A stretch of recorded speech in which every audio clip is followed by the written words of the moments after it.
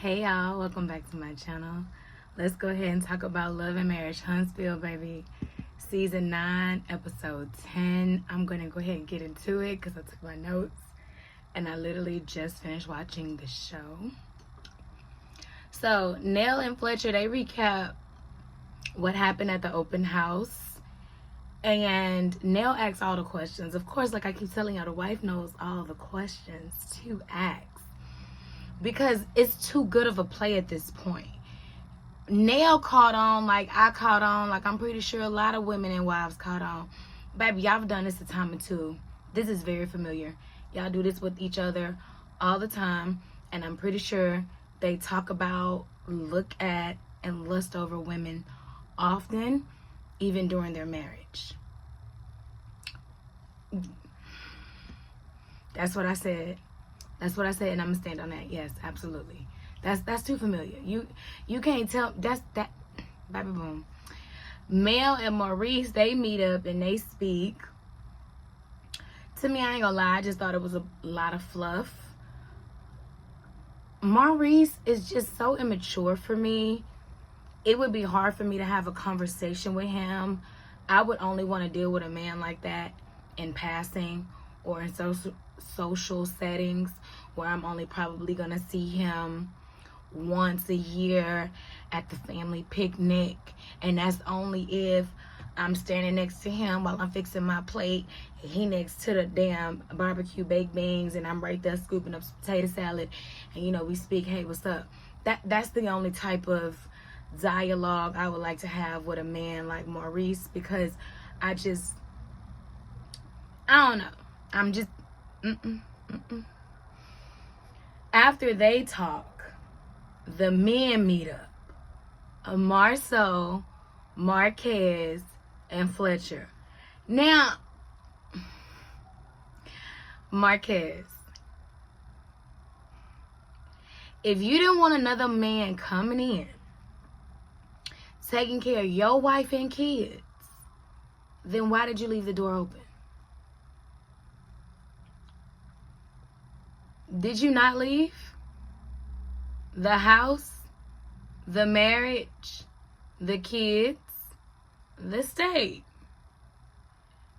Did you not do all of that, Marquez? Because I believe you did, right? You said it. You admitted it on camera. Like, go back a couple of episodes.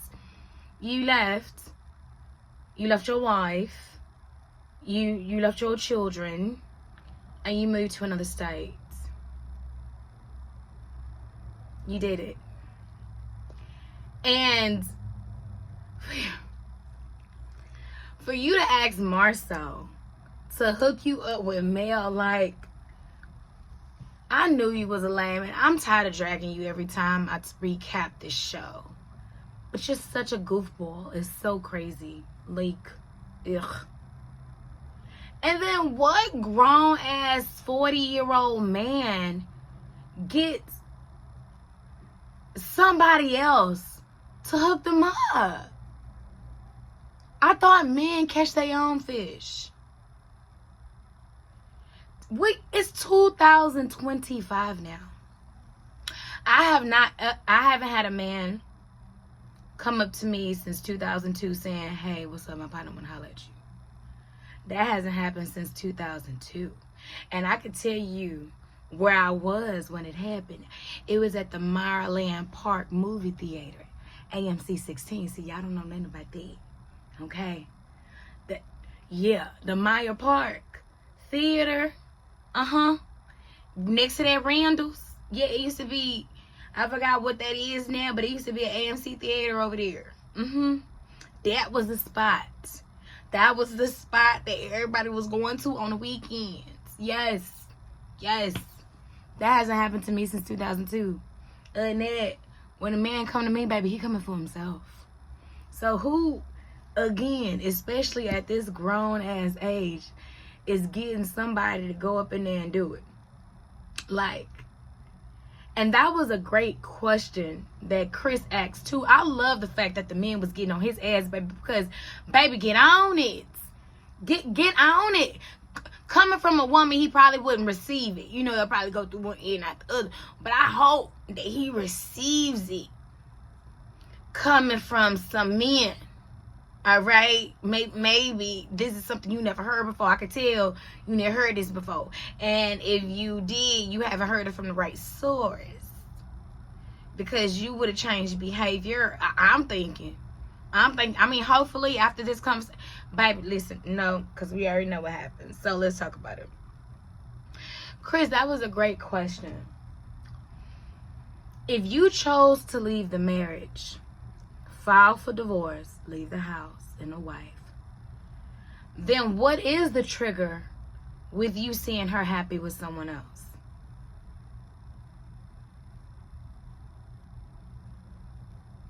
Men really need to call out other men on their bullshit. Because if you really didn't care, if you really was trying to move on and you thought y'all couldn't work it out or whatever, why are you mad that she's with somebody that's making her happy? Why are you mad, like Marceau say, that she's with the person doing everything that you wasn't doing? Everything you complained about doing. Why you mad that she went out and found a person who was willing to do everything you wouldn't? Shouldn't you be focusing on finding a person on doing everything you thought your ex-wife wasn't? Like, I feel as though that should be in mutual agreement. Especially, sir.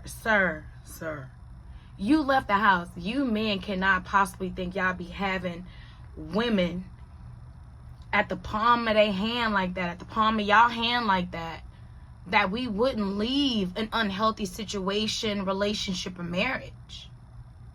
It doesn't matter about the materialistic things or the bills you pay. If you're disrespectful, if you're ugly, if you don't have a good heart, if you don't cover your wife, you probably don't even pray for y'all. You probably haven't even prayed for you and your wife, Marquez. You can't tell me you didn't. You can't tell me you went and got counseling. I know you didn't. It shows. It seemed like you just bullshit. Not even party. You just bullshit. It seemed like you just bullshit, Marquez. And to be honest, no lie, baby, I weep for you. I know I drag you, but I really weep for you because you seem like a poor, misguided soul. You, baby, wasn't you talking about getting some property with no money and moving back down to Huntsville? And didn't they just give you gas, babe? But maybe you at peace. You broke, but maybe you at peace. Maybe you at peace. Maybe you at peace, baby. Maybe you enjoy living from pillow to post, asking people for gas money and having everybody else take care of your grown ass and your responsibilities. So maybe you happy with that, Marquez. Good for you, sir. Good for you. But Marquez don't have an answer. He's talking in circles. As you can see, he really don't even answer the question. He can't even answer the question. And I'm with Marceau. Like, just to be honest. Say you messed up.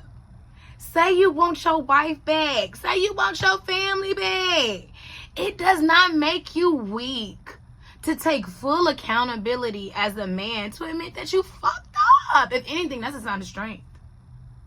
That's a sign of strength for you to come and be like, you know what, damn. I really did let that thing go. I really did fuck up. Damn, I could have did that better. I could have handled that better. I should have never left the house. I should have. There's nothing wrong with doing that. Like you said, that's still your wife legally. Right? Ain't that what you said? Like, bruh, like, that's probably all Trish needs to hear. That's probably all sis needs to hear. Both of y'all are easily triggered around each other. So clearly, you can tell y'all both love each other. Y'all can tell there's some unresolved issues as well. But I feel as though that would be handled in a counseling session. Do I think Trish has moved on from Marquez? Absolutely. Do I think she still love him? Absolutely. Duh. They was together how many years? That shit don't just go away. And they was married and they got kids. Duh. She probably see Marquez every time she look at her son or daughter. Babe, duh.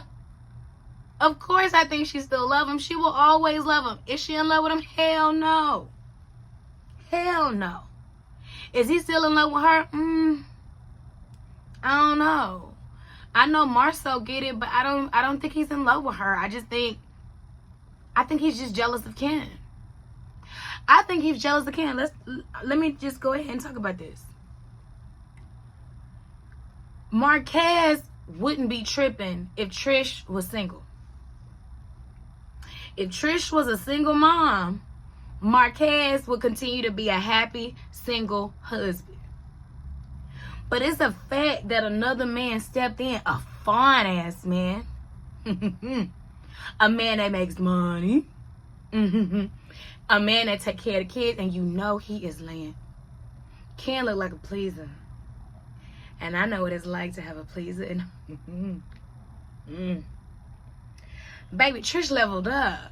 See, you thought Trish was going...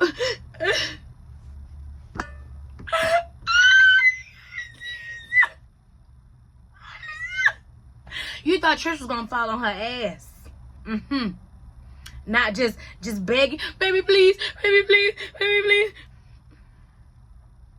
please. Yeah, you thought the bills was going to stop being paid. But as we find out, Trish is an engineer. So, as you can see, like I'm telling you, bro, say what you want. You can always tell who really was,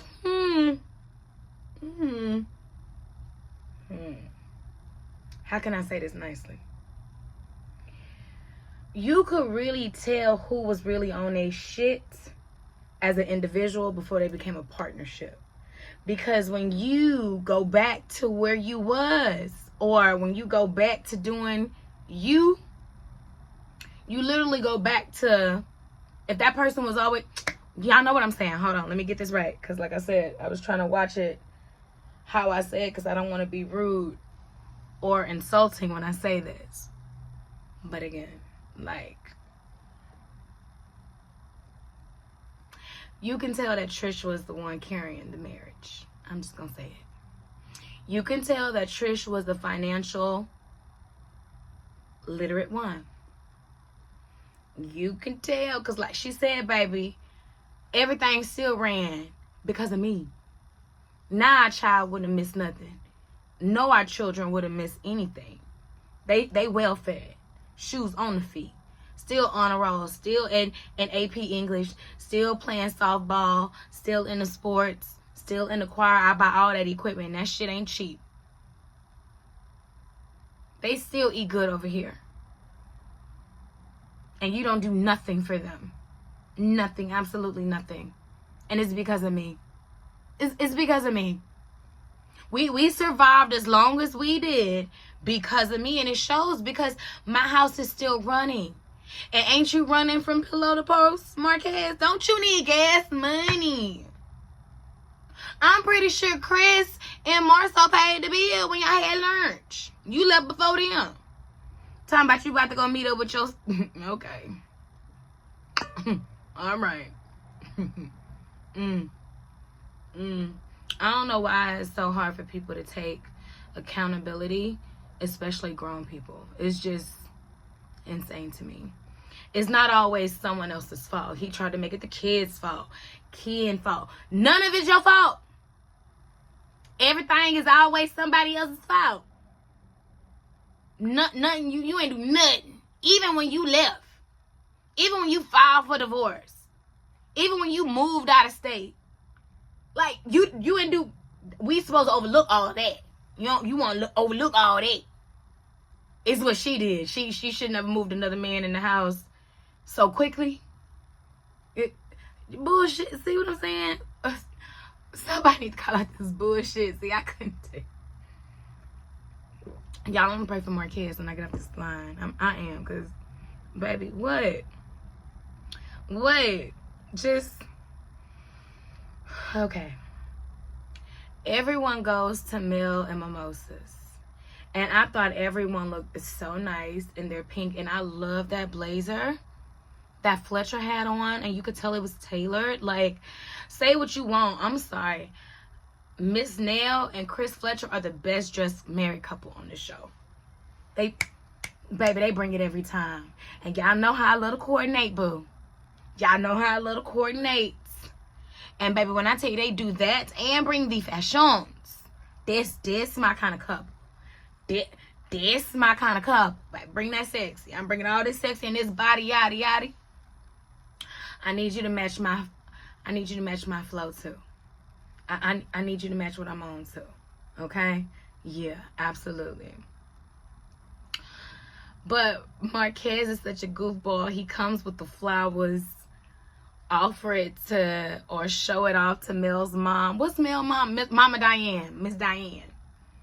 Show it off to Miss Diane first, then give it to Mel. And Mel looking at him like how I would be, like, poor thing. Just talking about him, but gritting it. This poor baby. Oh my god, this is so awkward. Okay. I'm trying to be nice. Yeah. Mel was so me during that whole encounter. And can I say, Sunny, I honestly forgot you was still on the show, sis. I forgot about you. You really not needed. If I can forget about you, baby, you not needed on the show. And I'm with Mel. Who? You was trying to holler at who? You made who blush? I'm sorry, what? Like, she was still grinning at, I'm trying not to embarrass you, but let's not lie. Let's not fabricate things. Let's not create illusions that's not there. Let's speak in facts. You know, like, the truth can stand on its own. That did not happen. That did not occur. That's crazy that you saw that from your perspective. But okay. Okay, darling. Nell and Chris invite everyone to their 30th wedding anniversary. And can I say that Nell looked so amazing in that wedding dress when she was trying it on? I know I would look fine as hell in that same dress, and my body would look just like Nell's.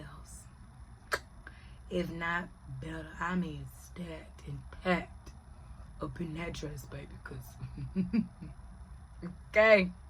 Okay, Nell, you look amazing, girl. You look amazing. Girl, you look amazing. And you and Mel have a conversation. And I'm not going to lie. Like, I'm with Mel. I really, really dislike when a person have an issue with another person and you wait weeks, months, years to address it with the person. But I'm supposed to believe that you loved me, that we were like this. Oh, we were so close. Oh, we have a friendship. But you held on to we were so close. But yet you felt the need to hold on to this hurt that can build up to resentment for weeks, when we literally could have had a conversation right then before you even left my house. I could have apologized right then. I could have made it right then. And I've been none the wiser. Mel probably been texting Nell. As you can see, she invited Nell to the mimosa event. She ain't know nothing about it then.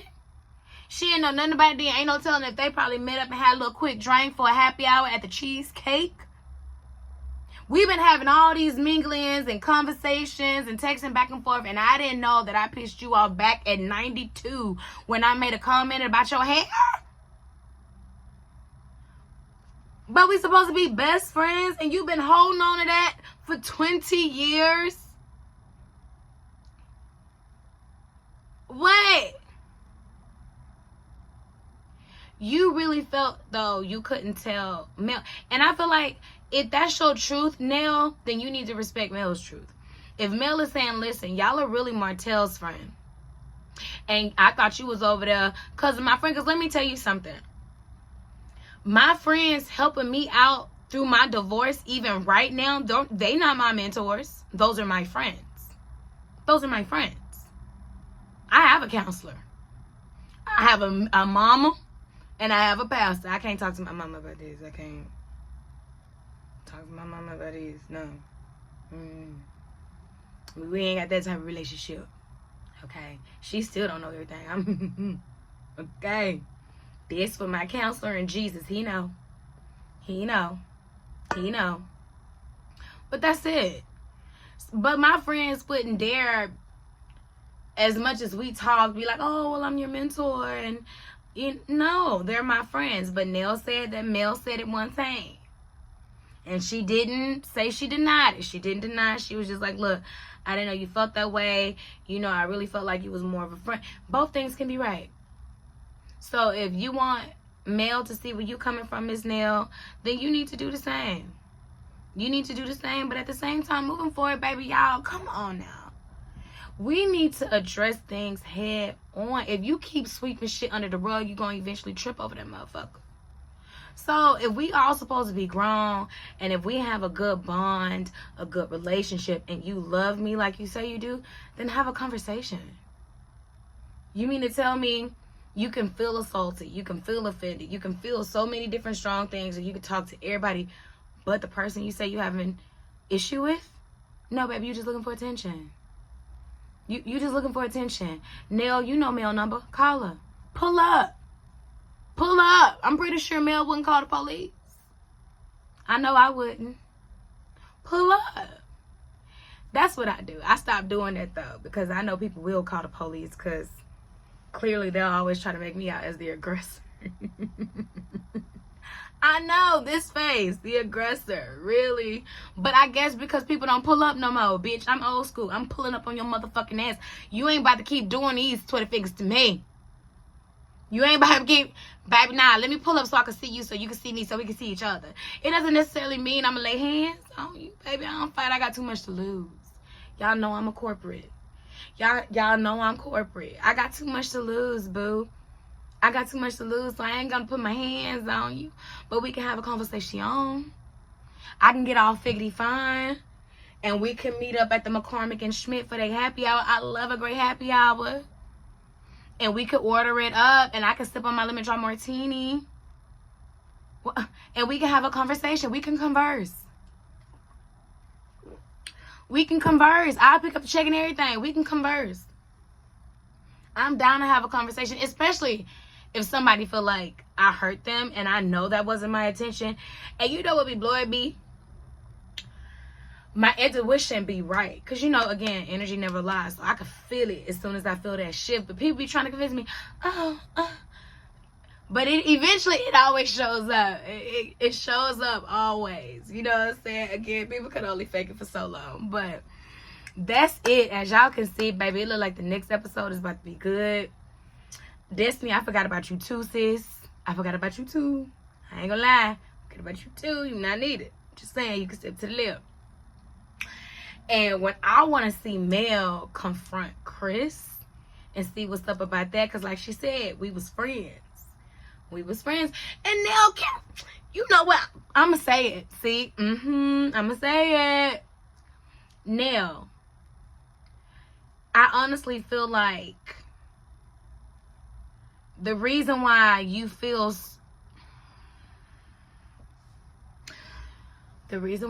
some way about what Mel said in regards to you not being her mentor is because that's a trigger for you.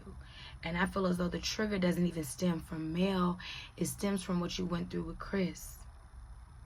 Chris cheated on you. Like you said, I've been there. I know what that felt like. And I feel like, Nell, the reason why you was there for Mel to that magnitude, because you felt like people should have been there for you. So you showed up for Mel in a way you felt depleted when you was going through that shit with Chris. That's what it was. And I honestly feel like you kind of I feel like some people, and I think you might be one of those friends that might even resent Melanie a little bit for leaving her marriage and her cheating husband, even though you stayed in yours. A lot of women are scared to leave their marriage, so they stay in the comfortability, or should I say the miserability, of their marriage because of the comfort. And not saying that y'all would never get back to a good space or that y'all be friends, because it's all different types of married couples. I know a married couple that I know so many married couples, and I can honestly say I wouldn't want a marriage like any of them. I want my marriage. I want my marriage. I'm not trying to emulate them. I'm not trying to copy them. I'm not, nope. Because ain't no telling what's going on really behind closed doors versus what they present you when you come over there for an hour or two. I want my marriage. That's what I want. And I really feel like now you looking at me like, damn, she ain't miss a step. She glowing up. She looking good. She still got a house. She still moving on. And Nell probably didn't even have those options when she was going through it. Think about it. Think about it. Nell probably didn't even have those options, or she probably felt as though she couldn't do it. And she looking at somebody probably around the same age that she was in with that predicament with Fletcher. Come on now. Come on now, y'all. Think. And it triggers her. It triggers her, like when she probably see Mel successful and thriving still and not miss. Absolutely, because it ties not necessarily to what Mel is doing, but through what her own trauma, what she went through, she probably felt like, damn, I ain't got the money. I can't afford it. Like, she probably like, I can't afford it. I can't afford to separate from my husband, baby. I can't afford to pay these bills by myself and these kids and run this daycare, because don't Nell run the daycare? All this overhead I got, hell nah. Even if I don't like the motherfucker, he better go to the basement or something. And don't bring no hoes over here. At least, I ain't gonna lie, at least they was able to work it out like that. But that's, to me, that's misery. That's misery. But again, different marriages, different strokes, different folks. I'm tuning in next week. How about y'all? Okay? And if you haven't already, please like, comment, and subscribe. Bye.